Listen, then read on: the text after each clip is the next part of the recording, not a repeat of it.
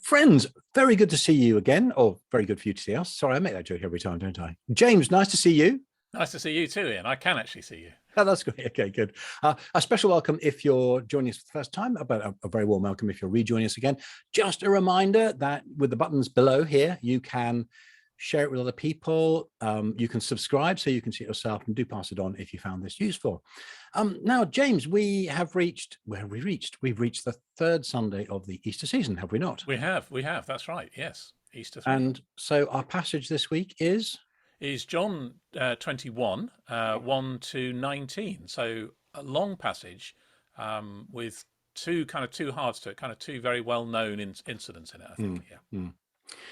Now, just worth noticing that last week we were looking at the episode of So-Called Doubting Thomas, and in fact that's the reading for Easter 2 in every year ABC, whereas this one is only the reading in this year C. Yeah. So it's interesting, isn't it, that although we don't read it that often, I think it's a pretty well-known reading. Yeah, that does seem to be, and particularly perhaps the incident with Simon Peter and the famous 3 questions from Jesus. That seems to be very, very much embedded in our understanding of the post-resurrection appearances. Yeah, it does. Now, there's actually we keep saying this about the passages from the fourth gospel, which is that there seems to be so much in it to explore. So we'll see how much we can get through in our 25 minutes or so. And we've obviously, we've got the threefold question about do you love me to explore. We've got this fantastic question which I love because I'm a mathmatician. I think you love too, with your engineering background, on the 153 fish and what that's all about. But before we get to that, we've got this earlier narrative, which in itself is, I think, really fascinating. And I might sort of pick your brains a little bit. I've got some reflections myself as well. It begins with, after this, which a number of commentators say, look, this is a kind of general introduction to a new section here. Interesting, isn't it, that there's no time specified, because this fourth gospel has been very particular about sort of time intervals. Yeah. So there's no time interval here. We don't know how long this is after the encounter with doubting or angry Thomas, however you want to characterize him, Thomas the twin. I was struck by the fact that in verse 14, just jumping ahead, this was now the third time that Jesus was revealed to the disciples after he'd been raised from the dead. Now, that again must be this gospel's organization of events, mustn't it? It certainly feels like it, doesn't it? I mean, there's the after these things is presumably therefore the previous 2. But although, of course, that's not including the appearance to Mary on the no, indeed, Easter day. So when the writer says the disciples, I think it means the gathered disciples. This is the third time Jesus indeed. Now, one thing that struck me in reading this passage again, which I hadn't thought about before, is that after this, Jesus revealed himself. Phaneroo is the verb. And it's emphatic. He revealed himself in this way. And then again, verse 14, this is the third time Jesus was revealed. So whereas I think in the synoptics, we get this impression that the risen Jesus was kind of wandering around, and if you were there, you could see him. Whereas here, there seems to be something about a deliberate sense of Jesus revealing himself. Yeah, absolutely. And I think what's one particular thing that strikes me is that the setting for this story is on the beach, isn't it? It's a beach story on the Sea of Tiberias. And it is. Now, you're going to reach for that theological term, which is so beloved of Alton, aren't you? Am I? Liminal. Liminal. It is liminal. It is liminal. Yes. It's on a threshold. It's on a boundary. It is. I was thinking, actually, I was just going to say transition, actually, but liminal's good. Oh, okay. And of course, and I was just reflecting on the way in which a similar setting functions in C.S. Lewis at the end of the Voyage of the Dawn Treader. Where the children are making their way back to England, and Aslan has that conversation with them about how they can know him there. Yeah, right. And I thought that's really interesting, because I think this, at least the first part of this passage, which we'll probably end up talking about the fish and about the mission to the nations. That seems to me Jesus is saying something about, you will know me, in a sense, as you are me, and as you share the good news with the whole creation. So it's a missional kind of directive, and I think that's just a really interesting kind of, the setting is interesting. It is, yeah. And, and Jesus wants to linger on the beach as well, because he sets up the barbecue. He does. It's not come to my house and we'll have tea or anything. It's like, or whatever. It is staying on the beach. Yeah. It is, isn't it? And now you mentioned that, that occurs to me, one of the connections back to chapter 1, but of course, again, we keep saying in the fourth gospel that there's this constant, this analepsis and prolepsis, is looking back and looking forward. And there are a number of really strong connections with chapter 1, not least the mention of Nathaniel of Cana in Galilee. But one of the another one is that Jesus asking questions. So Jesus, when people first follow him, he turns around and says, well, what are you seeking? What do you want? And of course, again, the echo with Mary, whom are you seeking? But that's a really interesting contrast I hadn't noticed before, which is that at the beginning they say, well, where are you staying? And he says, come and see. And of course, that language of meno, remaining, and talking about abiding, and then that comes back in the language of the vine, abide in me. But here, as you say, there isn't a house to stay in. There's a beach from which to launch. Yes. Yeah. I think that it is interesting, isn't it? So the dynamic has shifted slightly, I think. It has. I actually wrote down in my notes thinking about this, is that it struck me as this is being in an in-between time. And I also wonder if this begins to answer one of the questions we raised last week, where we had the episode when Jesus, in his first meeting with the disciples, breathes on them and says, receive the Holy Spirit. And we were just wrestling with saying, is this a sort of Johannine Pentecost, or is it an anticipation of Pentecost? And I wonder whether the in-betweenness of this thing reinforces it's an anticipation. So there's a sense of listlessness and aimlessness. So despite the fact that the disciples have encountered the risen Jesus, because they have not yet received the Spirit, they are not yet sent out. They're not. No, and they don't quite know what they're doing, do they? And they go back to fishing, and that's really because they don't know what else to do. It appears. It is very much the sort of sense of being in between. Now, did you count the number of disciples mentioned here? I did. Of course, it's 7, isn't it? And you kind of feel instinctively that a number like that must be significant, because 7, of course, is the number of. Well, I suppose it's completeness. You're the expert in this, but I think it's completeness, really. Is it perfection, perfect number? No, it is definitely completeness. There's 7 days a week. There's 7 seas. There's 7 in the ancient world. There are 7 planets. 7 everything. Really. 7 wonder. So So it's good. But what I found is interesting is that this 7 isn't coterminous with a subgroup of the 12, because although we've got Simon Peter, Thomas called the twin, we've got Nathaniel. Now Nathaniel. Depending on your theory about naming, I don't think Nathaniel's one of the 12. No. You've got the sons of Zebedee, who aren't named. No. And interestingly, this is the only place in the fourth gospel where Peter, James, and John are together. Whereas, of course, in the synoptics, they're a little. They're the close. They're the inner 3, aren't they? Yeah. And then 2 others of his disciples. Now, the question is, which one of those is the beloved disciple? Beloved disciple. Yeah. So if you think that this gospel was written by the beloved disciple, who is also John, the son of Zebedee, then you'd say that, okay, that's referenced to him. But I don't think that makes sense. I mean, from a literary point of view, it looks like the beloved disciple is one of these other 2 unnamed. Yeah, absolutely. Therefore, the beloved disciple, author of the gospel, is not John. Yeah. But we'll still go with it as the Johannine gospel, shall we? Yes, and I wonder actually if the fact that there are some, particularly Nathaniel. I mean, Nathaniel here is already in a sense the mission is widening out. It's already it's all anticipatory of others coming to faith in Christ who will also be called disciples. The word disciple isn't exclusive of the 12. It's not. No. And of course, we find that explicit in Luke. Again, one of the things I feel here is lots of connections with Luke's gospel. Yes. Now, lots of echoes here. You've got the fishing incident. They haven't caught anything. They fished all night. Then the command of Jesus says, cast your net again. In Luke 5, go out into deep and cast your net. Here, cast on the other side. And again, the quantity of fish is huge. Now, I'm not persuaded that you have a single tradition, an oral tradition, which has been adapted by Luke in Luke 5 and adapted here by fourth gospel. No. Because there are too many differences. There are differences in style, there are differences in timing. The whole conversation with Jesus is different, really, isn't it? It is. As long as you don't think I'm just doing wishful thinking here, in wishing that these were both historically reliable and therefore 2 different occurrences. Yeah. But there are clear echoes, aren't there? There are clear echoes, absolutely. And as we've said previously, the author of the fourth gospel seems to assume that that we will have read or heard read the other Gospels. Yeah. So that echo is presumably something that is in the intent of the author for us to reflect upon. Yeah. Yeah. Agreed. So I think that makes it entirely legitimate to reflect upon those things, as it were. Yeah. Now, interesting that Jesus addresses them.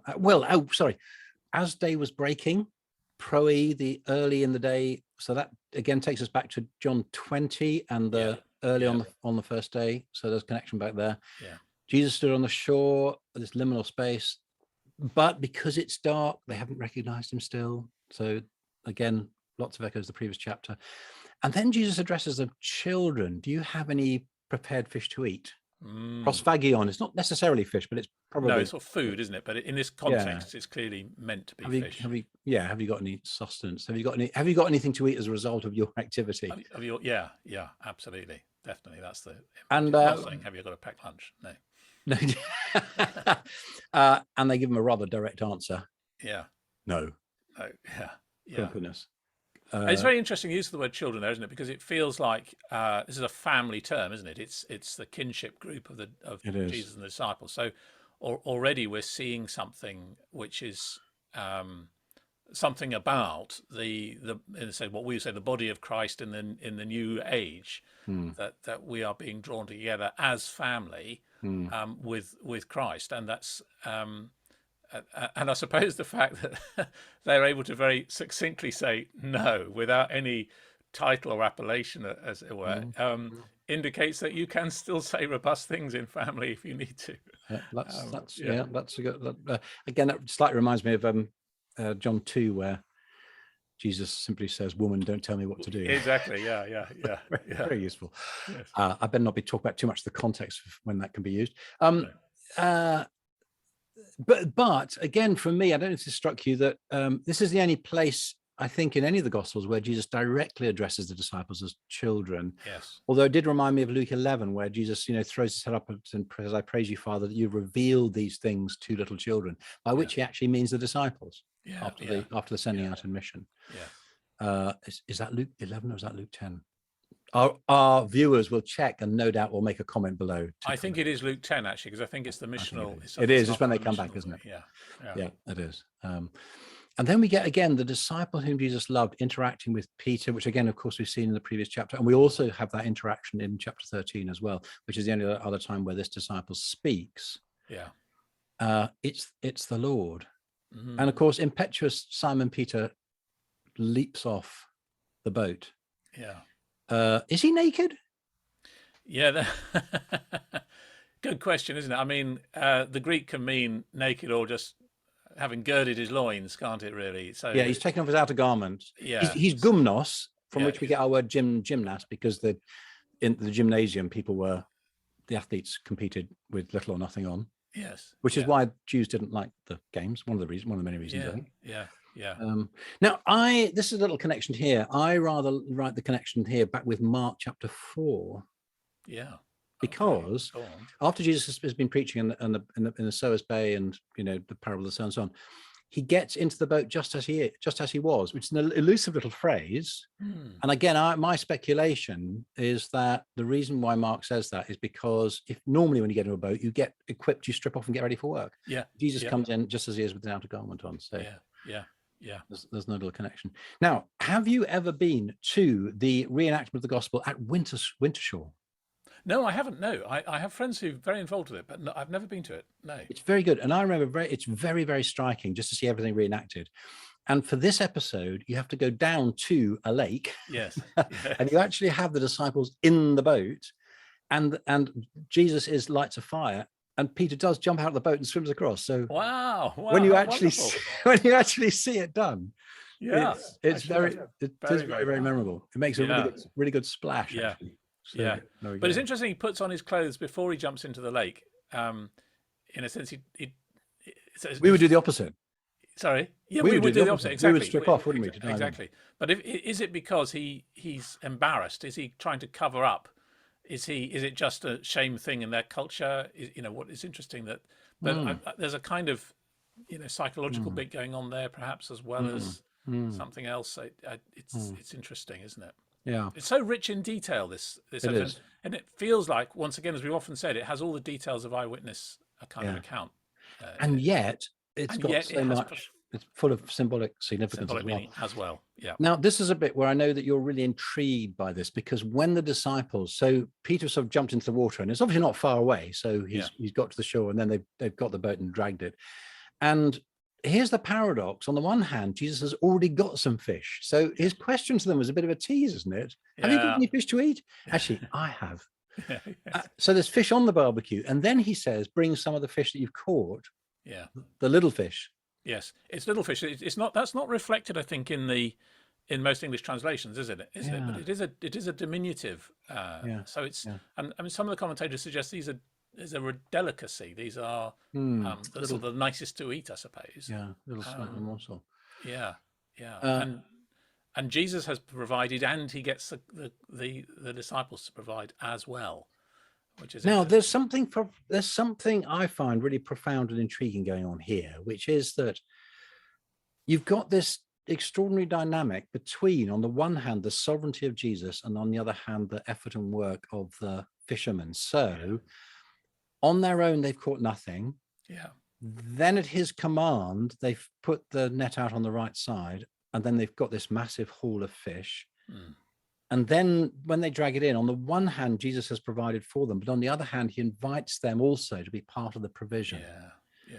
So there's a really interesting dynamic there, isn't it? On the one hand, this meal is all at Jesus' provision. On the other hand, he actually invites us into partnership to make it happen as well. Yes, and we're not marginal to what Jesus is doing. I think that's what comes across to me. I think that's actually that's really, really important, that we understand that, you know, what our participation in whatever it is he's calling us to is not optional, and it's not marginal. It's not trivial. And it's not trivial. Okay, I'm going to get on one of my hobby horses now, James. Will you forgive me? Okay. I keep hearing this phrase around the Church of England, that mission is about going out and seeing what God is doing and joining in. Now, okay, I'm not going to hold back. I think that's tosh, because the reason is, I don't think Jesus said to the disciples, look, I've created a net full of fish for you, just go out and join in with it. They actually do have to cast the net, and they do have to drag the fish in, and they do have to bring it ashore and count it, and you know. Yeah, absolutely. And I think, to be honest, I'm sorry. I'm sorry if I'm on the same hobby horse, but my reading of Luke 10 it seems to me, you know, to affirm that view, because Jesus there sends them out to the places he wanted to go, where he is going to go to. That's right. So they're the advanced party. And he follows up. Now, I suppose what people say as well, the Spirit's at work in all the world now, and post Pentecost, but to be honest, that's not the experience of most of us. Okay. Well, if people disagree, they can add a comment underneath. I'm sure it'll spark a lively debate. They will. Now, look, we've got to that moment. Okay, so there are 153 fish.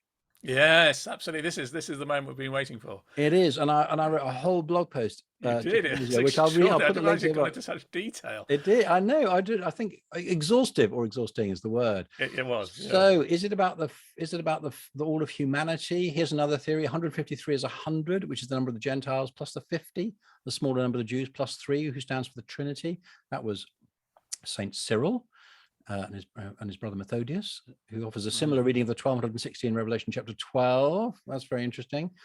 Or were there 153 species of fish in the world? So this is like the whole world. Or Pythagoras. Yeah, I know, that was it. That was an interesting. He notes that 153 is the denominator of the closest known fraction to the square root of 3.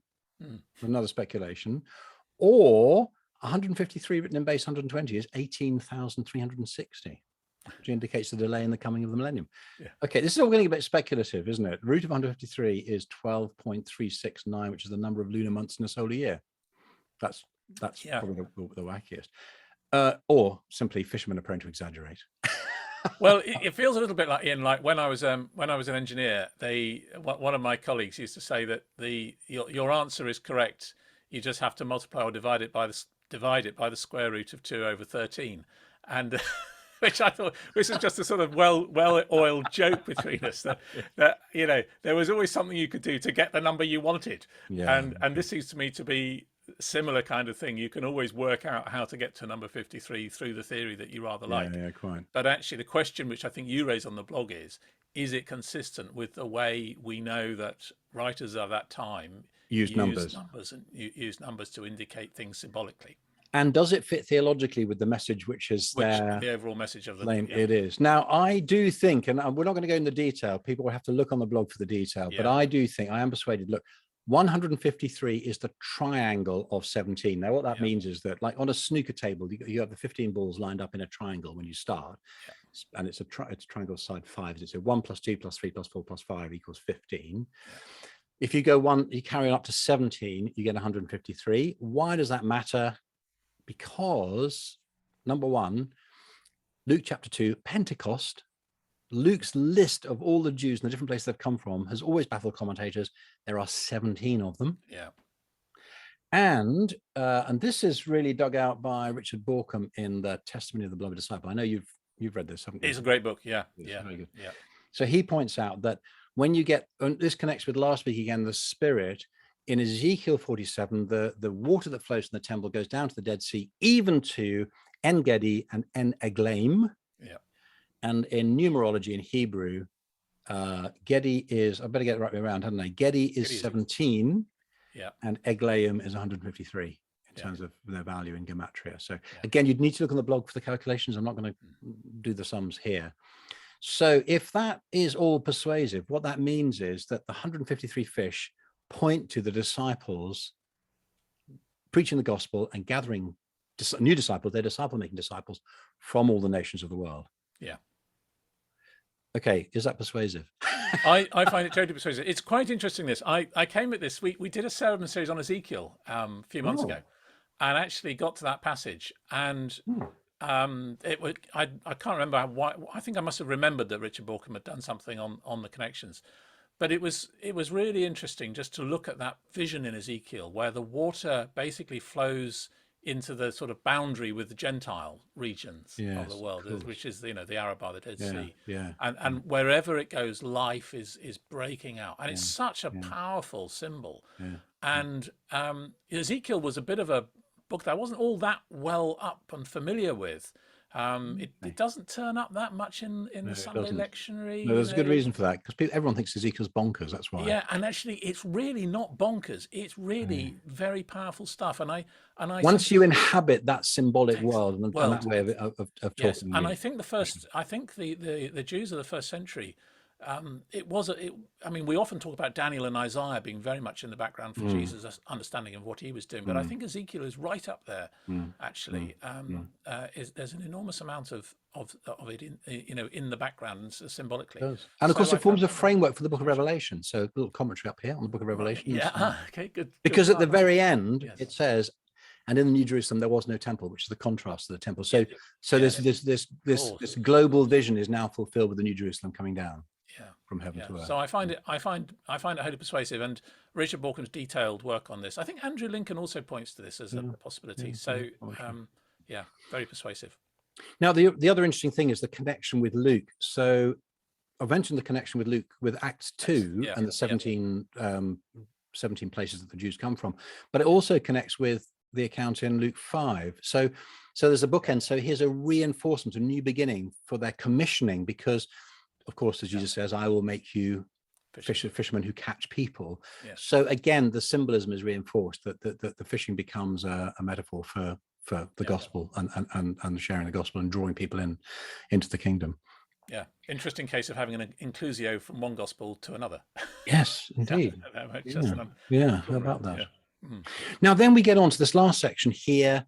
When they'd finished breakfast, Jesus says to Simon Peter, and this threefold thing. And again, I've got another blog post on that, specifically about that question of, and you quite often hear this. And again, I've probably, looking back in the dim and distant past, probably think I preached this, that you get the different stages of love, and the fact that Jesus initially says, do you agapao me? And Peter's answer is, I phileo you, using two of the different words for love. And then Jesus finally says, do you phileo me? And I think people have made something about the fact that Peter isn't quite up to Jesus's call, and therefore Jesus compromises with the language he uses. Have you heard absolutely. I certainly can. I certainly remember sermons like that from 40 years ago that I've heard. Confess, have you ever preached it? I don't think I have, but I might just have done in the very early days. I would need to investigate my. Go back and look at your notes. I will have to look at my notes, but I don't think I've ever made a lot of it.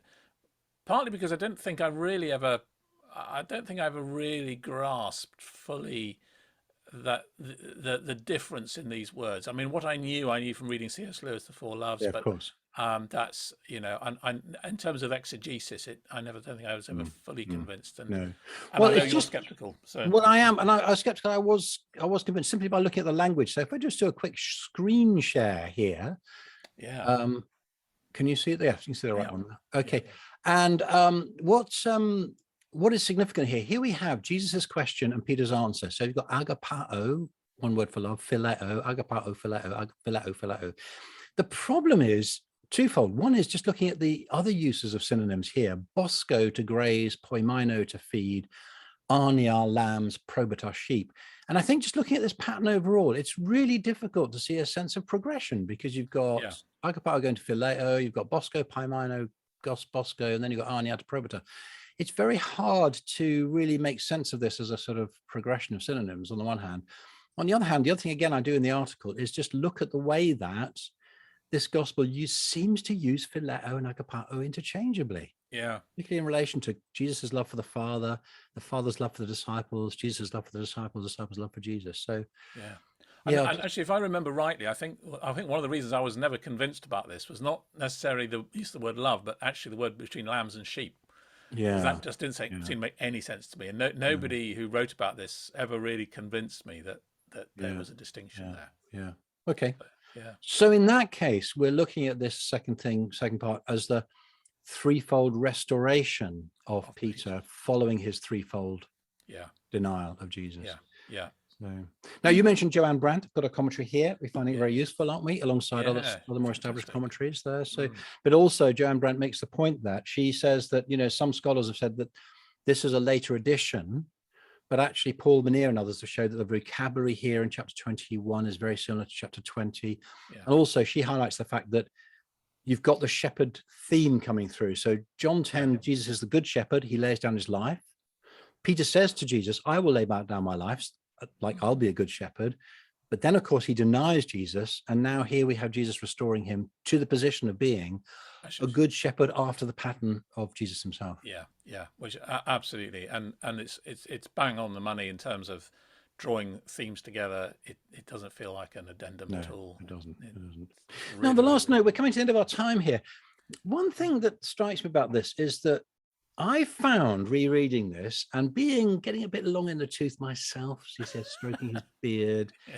I found this a very poignant comment on what happens in the later stages of life and ministry and discipleship.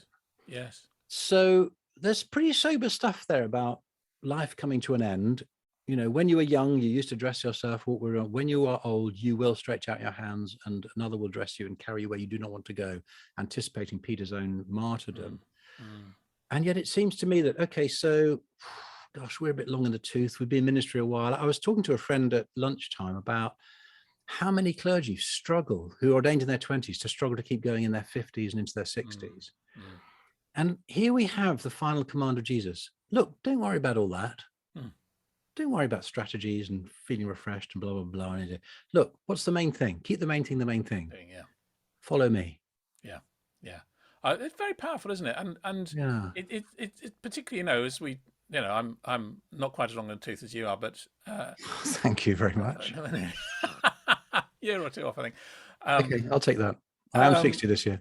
Right. Okay. So I'm in my late 50s, and I often think about retirement rather sort of fondly, and just winding down and enjoying myself. This is really something. This is a real challenge to that view, isn't it? Yeah. Actually, there may be things which are really quite challenging in later life, and they will be costly. And Jesus is great at being completely upfront with us about that. So don't imagine, right? Okay, you sit back. You've earned your retirement. You've earned your putting your feet up. Yeah. Because God is still at work in you, and what He needs is your faithfulness. And cast the net out on the right side. There will be a big haul of fish. Yeah. We will be provided for, but the main thing is to keep following him. Yeah. So thank you to all the retired clergy out there who are watching this video and carrying on, because it's really appreciated, and indeed retired anybody's out there. It's really great.